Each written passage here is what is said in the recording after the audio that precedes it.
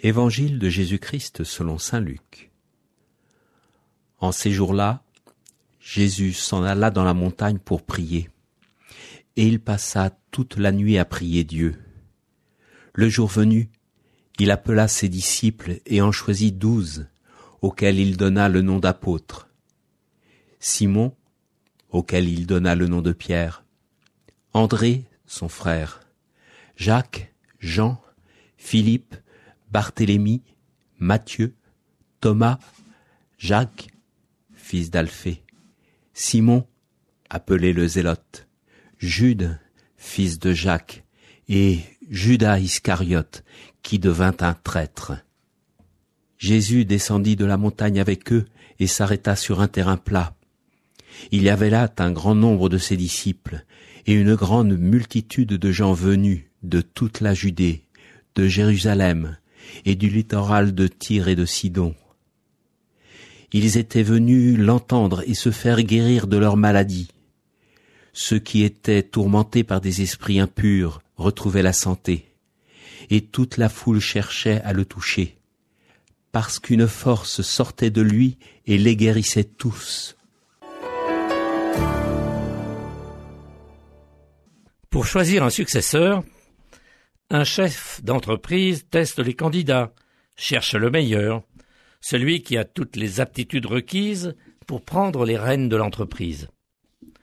On imagine mal ce chef d'entreprise s'en aller dans la montagne pour prier toute la nuit et le moment venu revenir et choisir celui qui sera son successeur parmi son personnel. C'est pourtant ce que fait Jésus. Il choisit 12 hommes parmi les disciples, il les désigne apôtres, et ce sont eux qui doivent porter la parole aux confins de la terre. Bien sûr, Jésus connaît leurs limites et aussi leur générosité. Et puis, il a consulté, comme on dirait aujourd'hui. Il est allé prier, lui, comme dans tous les moments importants de sa vie, au Jourdain, avant son baptême, avant la profession de foi de Pierre, au jour de la transfiguration, etc., etc. Maintenant qu'il s'agit de faire une sélection de son équipe, Jésus se tourne naturellement vers son Père, vers celui qui l'a envoyé. C'est après qu'il en désigne 12. On pourrait penser secrètement qu'il n'a pas choisi les meilleurs. Il y en a un qui le reniera 3 fois, et un autre qui le trahira sans vergogne pour une poignée de pièces d'argent. Et puis ce ne sont pas des intellectuels, des savants, c'est pas des gens de grande classe quand même, ils n'ont pas de notoriété. Ce sont des gens du peuple, des pêcheurs, comme Jacques, Jean et Pierre. Matthieu, lui, est collecteur d'impôts, Thaddée est paysan. Mais c'est sur ce peuple élémentaire que Jésus veut bâtir son Église. Ne soyons pas étonnés. Au contraire, qui sommes-nous aujourd'hui? Bien sûr, les métiers, les activités ont évolué, les savoirs scolaires, professionnels, universitaires aussi. Mais qui sommes-nous face au Jésus crucifié?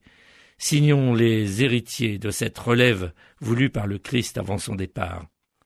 Nous aussi, nous sommes des disciples sans relief apparent, qui sommes chargés de crier partout et en tout temps la parole qui libère et l'alliance éternelle de Dieu et de son peuple. Soyons modestes, cultivons l'humilité. Dieu seul est grand. L'évangile du jour a été commenté par Gérald de Privé, diacre permanent au service du diocèse